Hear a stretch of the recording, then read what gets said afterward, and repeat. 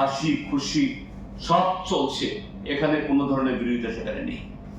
তো এই জায়গায় দাঁড়িয়ে এই নির্বাচনটা খুবই গুরুত্বপূর্ণ। আমরা আপনার তালিকা দেখেছেন আমাদের, আমরা বহু পরীক্ষা নিরীক্ষা করে 28টা কেন্দ্র, সেখানে এখন অবধি যে 27 জন প্রার্থী ঘোষিত হয়েছে, 27 জনের মধ্যে 20 জনই হলো নতুন মুখ।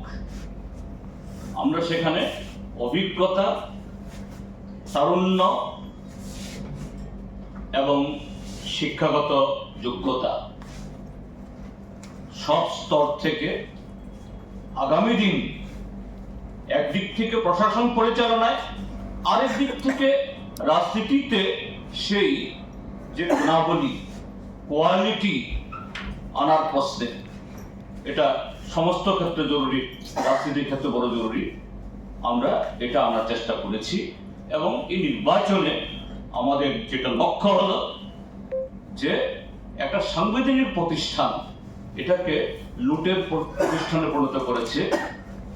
এই লুটতরাজ থেকে সংবিধানকে রক্ষা করা, আর যে মহৎ উদ্দেশ্যে এই স্বশাসিত জেলা পরিষদ, যে ত্রিপুরার যে সংখ্যালঘু হয়ে পড়া, তারা যাতে দ্বিতীয়বার আবার সে এডিসি এলাকাতেও সংখ্যালঘু না হয়ে যায়, তাদের যে ভাষার সংস্কৃতির বিলুপ্তির হুমকি হয়েছিল, এখান থেকে যাতে নতুন করে আবার সেই ট্র্যাক তৈরি না হয়, সেই জন্য এই বিজেপি এবং ত্রিপুরা মথা উভয় দল দুটাই লুটেরা, গণতন্ত্র বিরোধী এবং এডিসি যে উদ্দেশ্য গঠিত তার পরিপন্থী।